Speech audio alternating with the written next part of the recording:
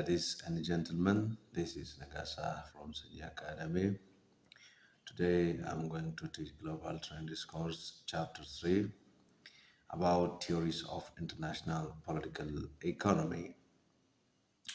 If you are new for this channel, please start by subscribing and liking the video. And if you are already a member to Sanyii Academy, I dare you to start watching this video by liking, commenting, and sharing it to help others access this video and be the member to the Sanyii Academy. And I added one platform to social media links that you may use to access this video. TikTok is also added to these social media platforms to extend or just provide wide variety of links to Sanyii Academy channel. Having said this, I just want to directly proceed to today's lesson, which is about theoretical perspectives of IPE or international political economy.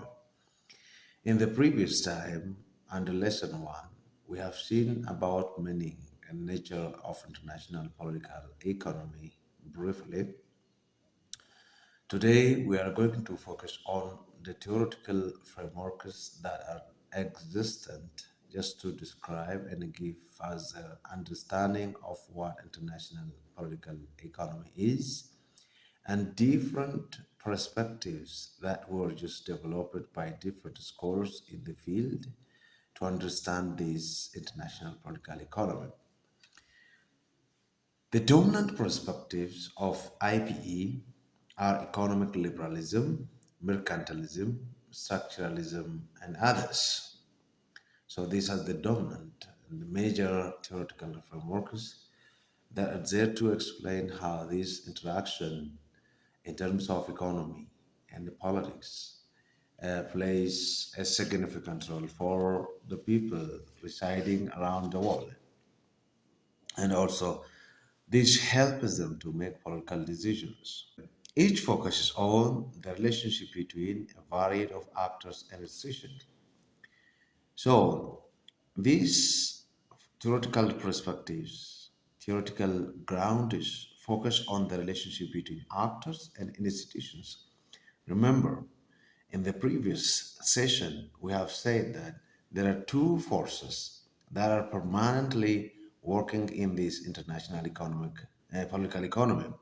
These are market forces and state forces. These two major forces have underlying forces and institutions carrying out several practices in this grand international political economy.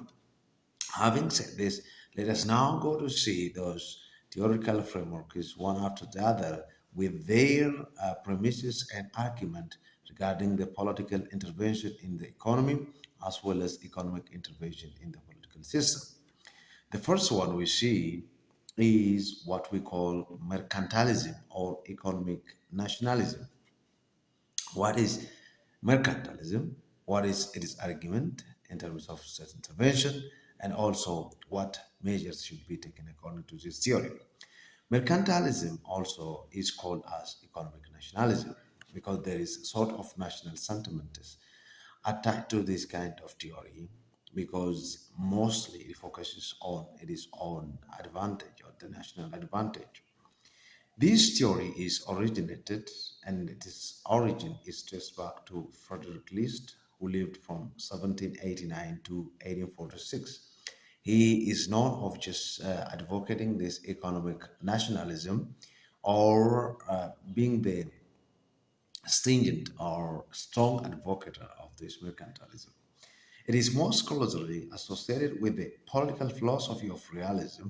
Uh, it focuses on that, which focuses on the state effort to accumulate wealth and power to protect the society from physical harm. So, in this theoretical framework, it is widely emphasized that the state should accumulate power political power, economic power, which is also another instrument for amassing military power so as to defend its people from external attack. So this theory basically emphasizes on accumulation of wealth, accumulation of power, so as to help the country, the people, protect itself from external harm or physical harm. Defend is strong and pervasive role of the state. The role of the state is very strong and also pervasive in the economy, domestic and international trade, investment, and finance. So the state plays a significant role here. And state has to manage all the practices on its own and strongly influence the economy. So the intensity of state intervention in the economy is so high. It is so high and strong. So everything is under the control of the state. It defended even much more interventionist role of the state in the economy. For example, the role of identifying and developing strategic industries through tax policy, subsidization, banking regulation, labor control, and interest rate management. This all has to be managed by the government, and every specific rules and actions should be uh, manipulated and initiated by the government, and it is controlled by the government.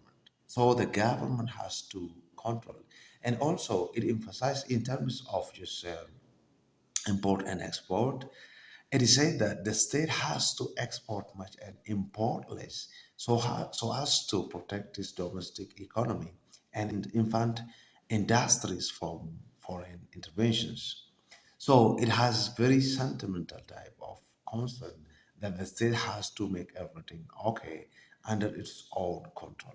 And that the economy is widely controlled by the state, and the state is there to manipulate that. So when we talk of import and exporters, international trade and investment, and also financial movement and financial flows, it is only carried out by the government, and the government has strong intervention in the economy. Economic decisions are not made by individuals or private organizations. Rather, it is the government itself that set economic decisions, price of goods and services, whatever you say, because its purpose is to maintain the economic nationalism. According to the mercantilists, states should also play a disciplinary role in the economy to ensure adequate level of competition. Rules and regulations are used by the government to facilitate everything, every issue. The market is under the control of the government. Not only the economy is basically manipulated by the government, so the state has to play this kind of things by providing regulations, rules, so as to help competitors to get what they want, what they has to do. So this is what have to be accomplished for mercantilists to achieve economic stability and bring the desired economic development and progress. This type of thing is termed as development state approach. That means basically this is less politically led in terms. So it has to be focused on that.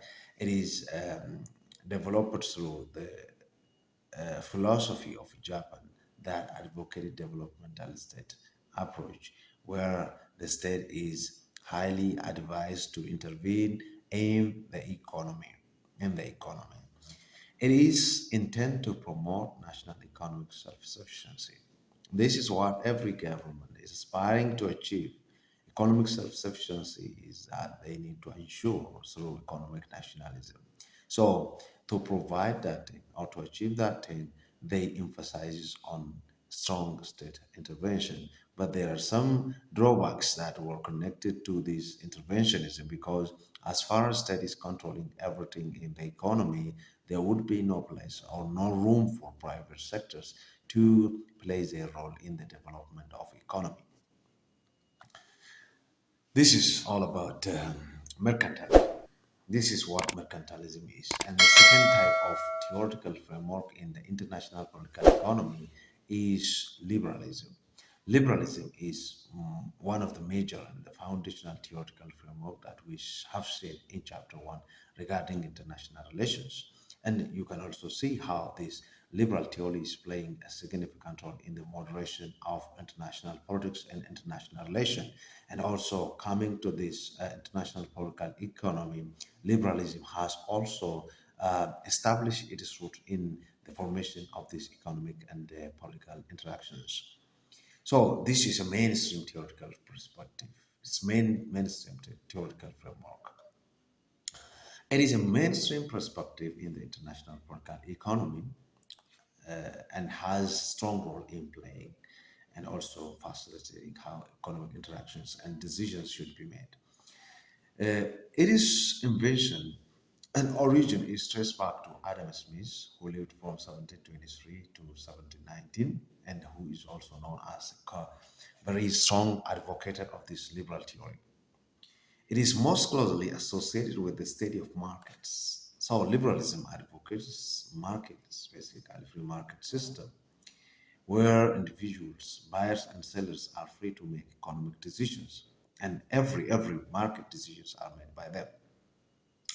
So it propagates or it advocates the idea of free market system that the world is still striving to deeply root it on the ground.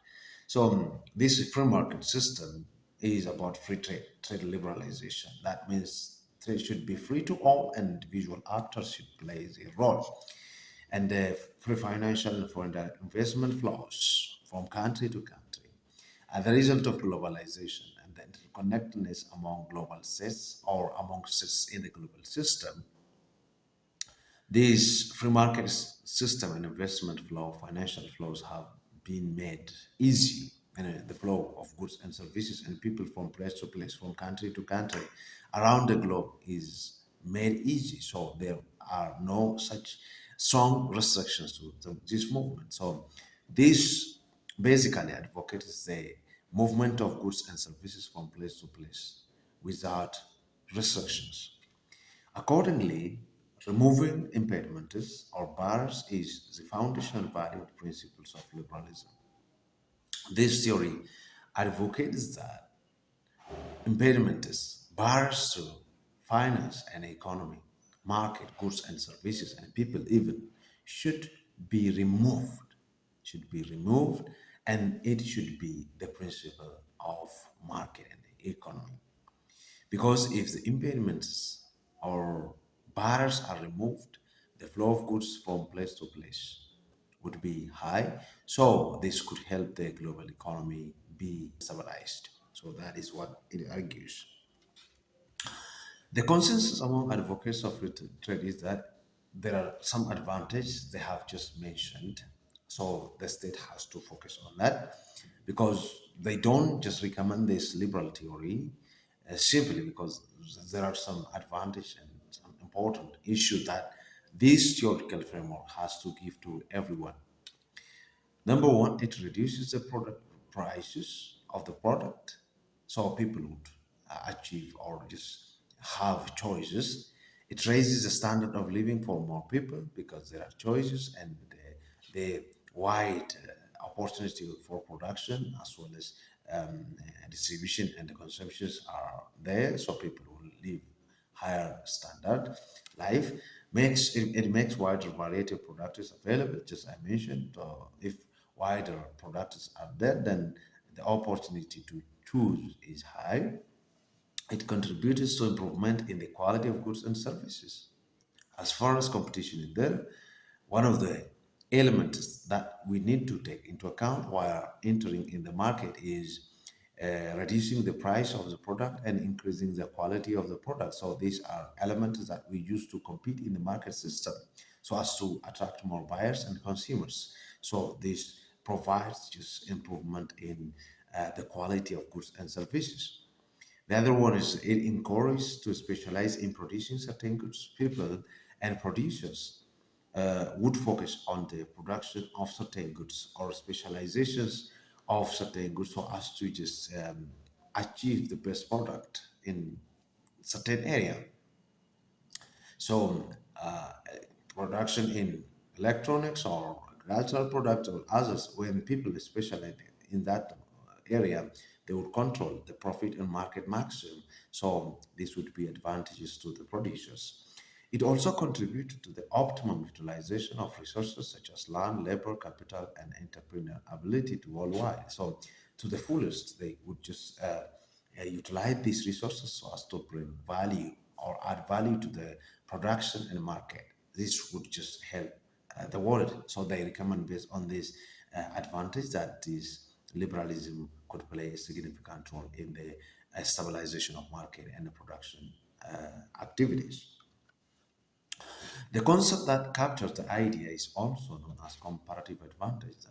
This comparative advantage is one of the value and principle that we see in liberal type of international political economy, or this free market economy is based on the comparative advantage. When we say comparative advantage, it is to say that an advantage that one company or one country has over another because it is better at making a particular product.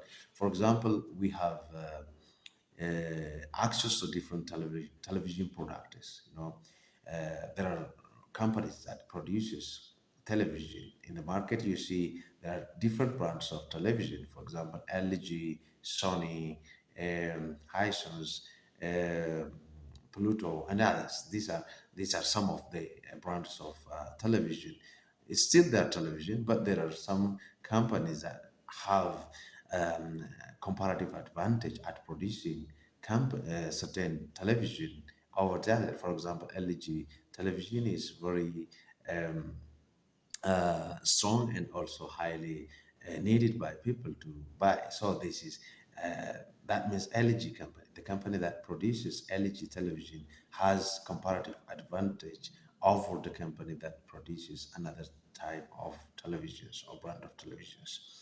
But there are all the conventional theory of comparative advantage shifted into what is known as competitive advantage.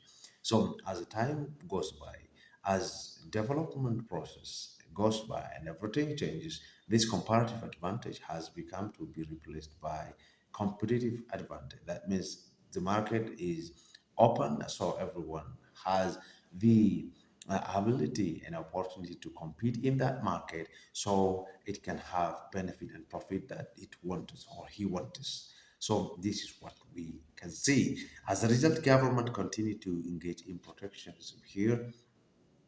As a result of this, the government has to protect the market and also the economy.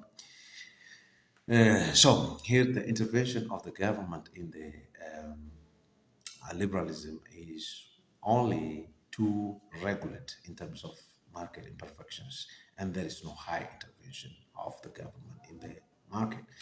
The third one is Marxism. Marxism is a theoretical framework that was just advocated by Karl Marx, who is also known as German sociologist. So this Karl Marx advocated control and command market economies, which had an influential impact in the politics of communism, especially in Russia and China, Korean countries. These all countries were just advocating this market type of political economy. The economy should be shaped by different social classes. According to this, it should be shaped by different classes, and global national incomes inequalities are known under this type of this political framework, or this theoretical framework accuses liberalism of just controlling the economy. So it says the capitalist world is very dangerous and not just allowing actors to act in the economy. So it has created some problems, something crisis has come due to the highest intervention of this capitalist type of philosophy in the market system, or the global market system is really in crisis because of there are two classes of society control this economy. So it is from the perspective of class operation, as we have seen. The market and the capital system has already controlled the market, and the rest countries, especially developing nations, are affected by the decisions made by these capitalist societies, it says. So, as a result, it accuses these capitalist societies and capitalist states of global and national income inequalities due to this capitalist system. That means the richest 20% of the richest people control 83% of the world's income. It says the poorest 20% of the country or the global economic system control just only 1% of the global income. That means there is inequality in income distribution. So it considers from the operation perspectives. Exploitation of labor is also there. That means it is not reducing because capitalist system has already created situation for it, condition for it. So there is exploitation of labor. It accuses, especially Western countries, from this perspective because there is exploitation of labor, child labor, and child slave labor that we see in the Western market. It says there is inherent instability and volatility of global capitalist system that is increasingly reliant on financial speculation for profit making. So it says they only focus on profit making than narrowing the gap between rich and poor, than narrowing the income inequalities, or than avoiding income exploitation. So when they strive to maximize their profit in this global market system, they exploit the labor, they increase the gap between poor and rich, and there is also increasing gap between developed and developing countries, which is leading to the global income inequalities, it says. So here, the perspective from which this Marxist theory focus is the operation of developed countries on the developing countries, and also there is inequality in terms of income and exploitation is there. So it considers this international political economy from this perspective. And the fourth one is structuralism, that basically is another variant of Marxist perspective. It is another Marxist perspective we have seen in the chapter one. It says it is rooted in the Marxist analysis of the international political and economic system, but it is not limited to Marxism. That means it says it starts analysis from the practical diagnosis of the specific structural problem. It starts its argument from this perspective. It says there is a structural problem in the international political economy. That means the structure of global economy has its own flaw. It's flawed or is full of structural problems. It says it's most closely associated with the method of analysis many sociologists employ, that they focus on the structure. It says they emphasize on the market have never existed in the social vacuum. Market is operating in the society which is structurally organized. So it says there is no vacuum in which this market is operating as far as society which is structurally having problem is still facing challenges. So some combination of social, economic, and political forces establish regulators and preserve them. So there are some social forces, political forces, economic forces that preserve the system or that structure, it says. It argued that the main feature of liberal economic system is there is a category and difference structural problem. It says there is a main feature that we have to emphasize. Number one, there is center periphery philosophy, which says dependence theorist's perspective. It is the relationship between global north or the developed ones and the global south is unequal in terms of trade and investment exchange. The global north make laws and decisions that would affect the economic and political system of global south. Decisions are dominated by global norms, especially in international financial institutions, banks, and also monetary institutions. So this thesis had that there is a center periphery theory or analogy that it advocates. There is inequality in terms of income, in terms of decision making, and the global south are not well heard in the decision making, and they were not given opportunity to say a voice in that decision making. So every decisions are made behind the doors by developed ones, such as the United States of America, such as European Union and other countries. So this structural theory accuses of the world controlled and dominated by the center, and this has its own impact on peripheries in terms of economy as well as political decision making.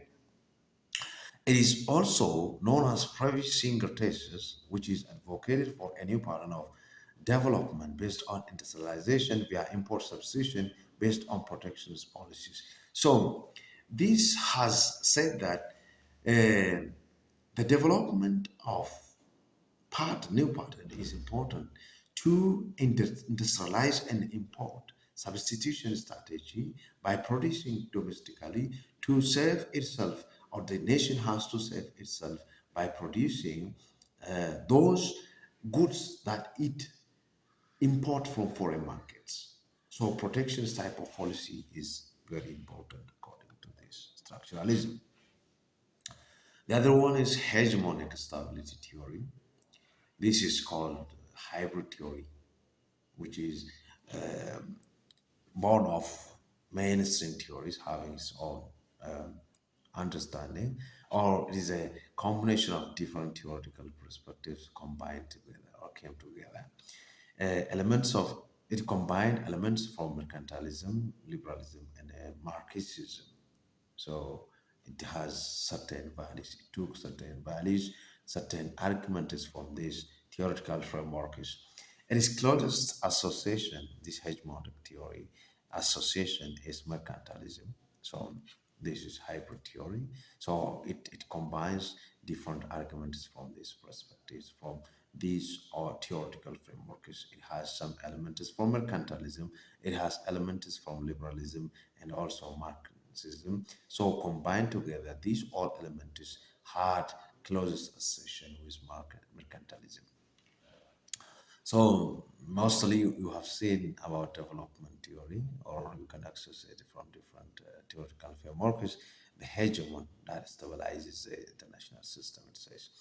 The sixth one is developmental state approach, which is mostly advocative of high state intervention in the economy.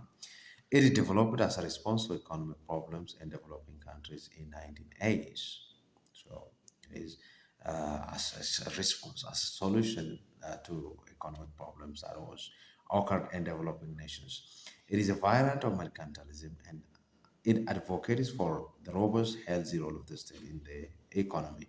So it says the state has to intervene in the economic system in very robust and healthy manner than oppressing the economic system for its own advantage. So the process of structural transformation. So the structure of the economy has to transform, it says, guiding the direction and piece of economic development. So the number one, the state has to intervene in the economy to guide its direction and also to determine the pace of economic development, it says.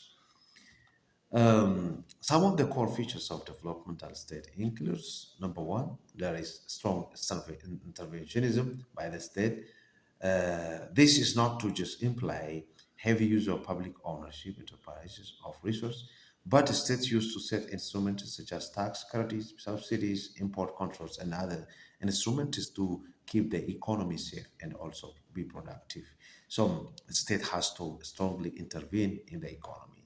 The other one is there is also bureaucratic apparatus that are effectively there to implement planned process of development that was set by the government. So there are structures and administrative bureaucracies that are there to just advance the plans that were carried out by the government in the modification and the determination of the pace of development or economic progress. The other one is existence of active participation and response of the private sector to the state intervention. So in this case, there is active participation from private sectors and the government system and also economy, as well as they have a response, private sectors respond to the government call and measures in the economy. So this is one of the characters. Regime legitimacy built on the development results. So when the regime bring development, the legitimacy of that regime is based on the development result it brings. Consequently, the population is actively engaged in that, and results of development are equitably shared among the population. So the legitimacy of that regime is dependent on these developmental results that were just carried out by the government and under EPRDF during revolutionary democracy. We had this kind of things. This legitimacy determines how the public just respond to the government that is just ruling the country. Generally, today we have seen about theoretical perspectives of international political economy. The theoretical perspectives that we have looked at are number one, mercantilism, which encourages the government's strong intervention; liberalism, which advocates free market system; Marxism, which advocates the global restructure and also maintenance of relationship, and also advocating the command market economy. We have also seen structuralism, which focuses on restructure of the global economic system, hegemonic theory, and others that are just very important to understanding of this international political economy. This is all I have for today. Please don't forget to subscribe, like, comment, share this video, and hit the notification button to get notified every time new video arrives on Sanyii Academy. Till next time, bye bye.